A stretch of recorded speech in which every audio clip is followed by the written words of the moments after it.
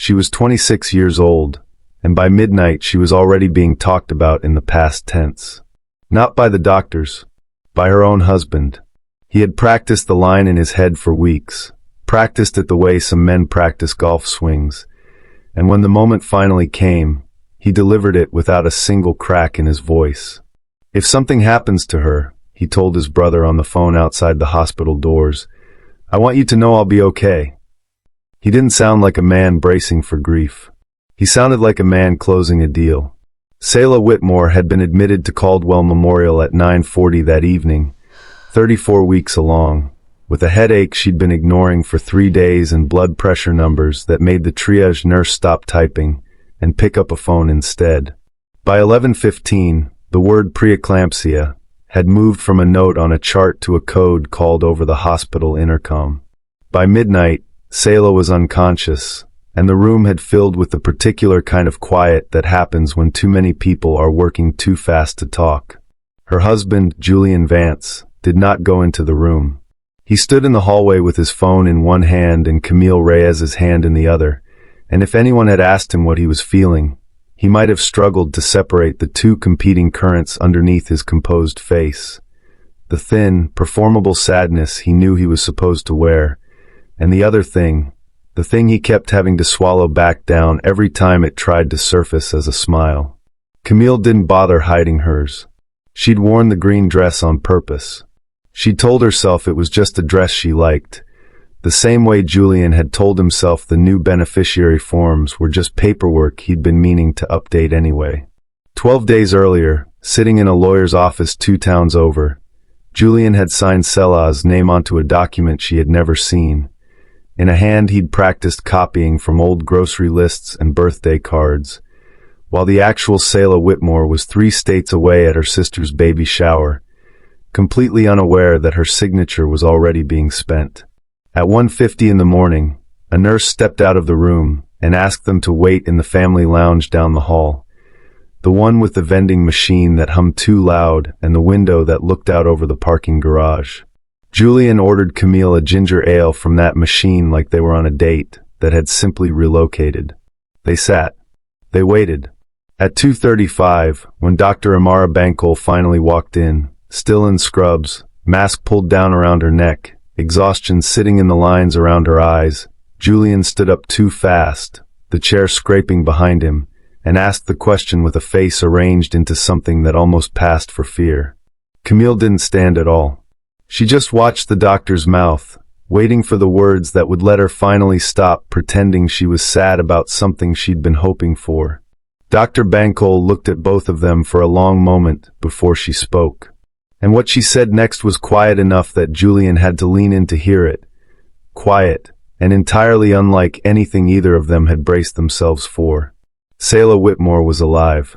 That was the first thing Dr. Bankole said, and she said it plainly, without drama, the way she'd learnt to deliver good news to people who hadn't earned the right to celebrate it yet. The eclampsia had triggered a seizure during delivery, her blood pressure spiking hard enough that for nearly 4 minutes the team had genuinely believed they were losing her. They hadn't. The baby, a girl, 5 pounds even, lungs strong enough to make the whole NICU floor aware of her arrival, had been delivered by emergency cesarean at 2:11 and was, by every measure that mattered, perfect. Selah was sedated and intubated and would need to stay that way for at least another day while her body recovered. But she had made it. Julian's exhale came out theatrical and a half-second too relieved, the kind of relief a man performs when he's already rewriting his face for an audience he assumes is watching.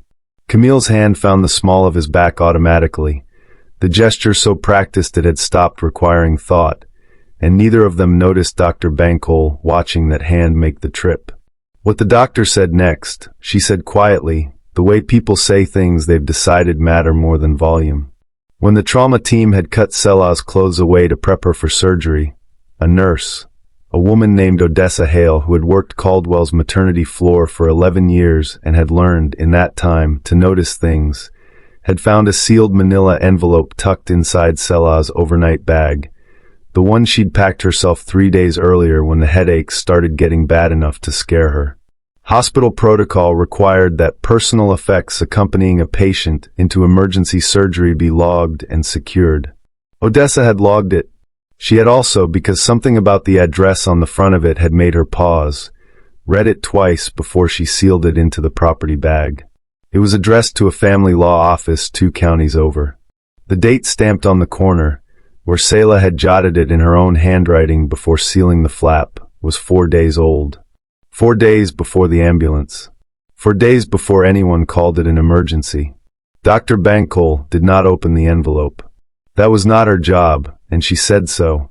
But she had been told by hospital policy that she was required to disclose the existence of any documents found on a patient's person during an emergency admission to the listed next of kin, and Julian was listed as next of kin, and so she was telling him now, exactly as the policy required, with exactly as much warmth as the policy required, which was none. Julian's face did the thing Tasha Odom would have recognized instantly, the thing that wears one expression while something entirely different works underneath it. He asked what was in it. Dr. Bankole said she didn't know and wouldn't speculate, that the envelope was sealed and would remain sealed, logged in the hospital safe along with Selah's other personal effects, to be returned to Selah herself once she was conscious enough to request it. Camille asked, too quickly, whether family could request it instead. Dr. Bankole looked at her for exactly as long as the question deserved, then said that hospital property went to the patient, and the patient was, as established, alive. There was a silence after that, not a sad one, a different kind, the kind that exists between people doing fast, private math and not liking any of the numbers they're getting. Julian sat back down in the lounge chair he'd nearly knocked over 20 minutes earlier. He didn't reach for Camille's hand this time. Camille didn't offer it. 3 floors up, in a recovery room with the lights dimmed low, Selah Whitmore lay sedated, unaware that her husband now knew, without knowing exactly what he knew, that the wife he'd spent 4 days quietly grieving in advance had already, before any of this happened, begun walking out the door on her own terms. Down the hall, Odessa Hale finished her charting, looked once more at the manila envelope sitting in the labeled property bag on the cart beside her, and thought about the particular look on a husband's face when he realizes the woman he was preparing to mourn might have already buried him first. Selah Whitmore came back to herself 2 days later, in the slow, underwater way people surface from sedation, the world arriving in pieces before it arrived whole. The first thing she registered was a hand. Not Julian's. Dr. Bankole's, resting lightly near the blanket, is present but not presuming. The second thing she registered was that the doctor was sitting. Selah didn't know yet why that detail mattered, only that some old animal part of her noted it and relaxed half a degree because of it. "There are some things I need to tell you," Dr. Bankole said, "and I'm going to stay right here while I do." She did. She told Selah about the seizure, about the 4 minutes that had required everyone in that room to work faster than fear, about the emergency delivery, and about a daughter who had announced her arrival to the entire NICU floor with a set of lungs nobody had been worried about since. She told her she had been unconscious for just under 50 hours. She told her, last and most carefully, that her husband had spent most of those 50 hours in the family lounge down the hall, and that a woman named Camille Reyes had spent them there too. Selah didn't cry.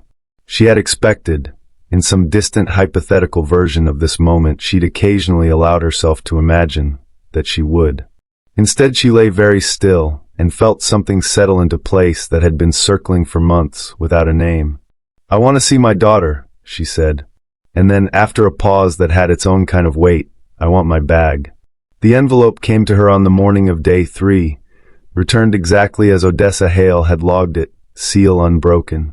Selah opened it herself, sitting up in the hospital bed with the baby asleep in the bassinet beside her, and Dr. Bankole, who had stopped by to check the chart and stayed because something in Selah's face asked him to, watched her read.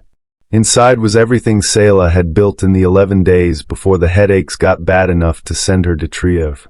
A folder of bank statements, printed at the library because she didn't trust the home computer anymore, documenting the slow bleed of money out of their joint account into one Julian had opened alone in March.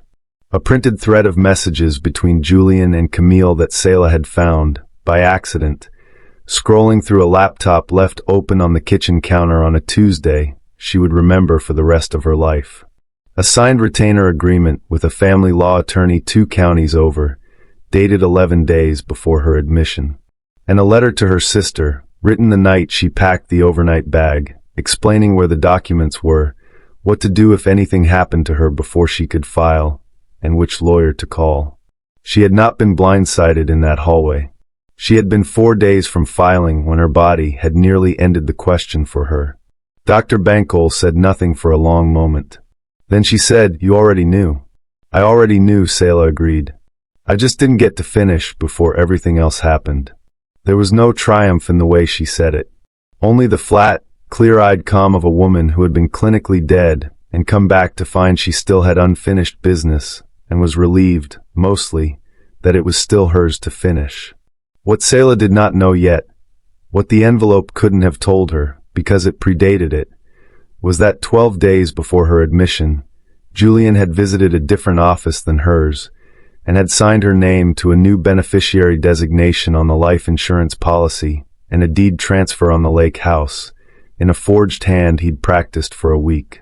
He had been planning, in his own quiet parallel process, for a version of events where she didn't come back to ask any questions at all. When Selah's lawyer requested the relevant financial and property records as part of the divorce filing 17 days later, standard discovery, nothing dramatic. The date stamps told a story Julian had not accounted for being read by anyone but a probate court that would never convene. A signature obtained from a woman in a coma cannot be authenticated as a signature given by a woman who was, at the time it was supposedly written, unconscious in a hospital bed 2 counties away. Selah's attorney did not raise her voice when she explained this to Julian's attorney. She didn't need to. Julian came to the hospital on day 5, the same day as in every story like this one, carrying flowers because some part of him still believed in gestures more than facts. He stood in the doorway and looked at Selah upright in the bed, alert, unhurried, holding their daughter with the specific competence of a woman who had decided, somewhere in those 50 hours, exactly who she was going to be afterward. He said her name the way a man says a line he's rehearsed in the car. She let him finish. Then she told him, in a voice that never once rose, that she knew about Camille, knew about the account in March, knew about the lake house deed with a signature that wasn't hers, and that her attorney already had copies of all of it. He started several sentences that didn't become explanations. She let the silence answer for her. He left without the flowers. Selah set them on the windowsill where the light was good, decided they hadn't done anything wrong by existing, and turned back to her daughter, who was awake, dark-eyed, studying the ceiling with the unbothered focus of someone who had arrived exactly when she meant to. Camille lasted 4 months. Not out of love rediscovered or guilt finally landing. Tasha would have recognized the look, the slow recalculation of a woman realizing the man she'd bet on no longer had anything left to win. The lake house went into Selah's name in the settlement, the forged deed thrown out by a judge who took an unusually long pause before reading his ruling aloud. Julian kept his car, his job, and a fraud investigation that would take the better part of a year to resolve, and not in his favor. Selah named her daughter Asha. It meant hope, which she knew, and it meant alive in a language she'd had to look up, which she decided she liked better. Dr. Bankole came by the house once, months later, for no medical reason at all, just to see how the nursery had turned out, and found Selah on the back porch with Asha asleep against her chest in the late afternoon light. "You stayed," Selah said, the same 2 words she'd said once before in a different room. "I did," Dr. Bankole said. "Some people show up for the 4 minutes," Selah said. "You showed up for all of it."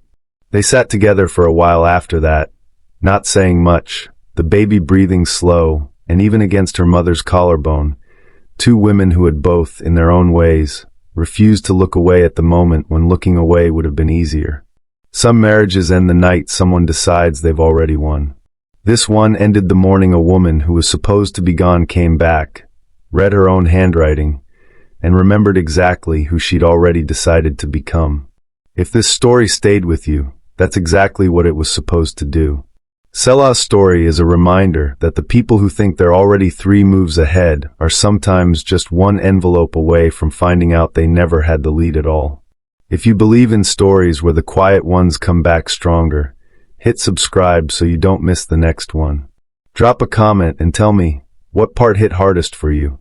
Was it the envelope, the flowers on the windowsill, or the moment Dr. Bankole sat down? I read every single one. And if you haven't already, smash that like button. It helps these stories reach more people who need to hear them. See you in the next one.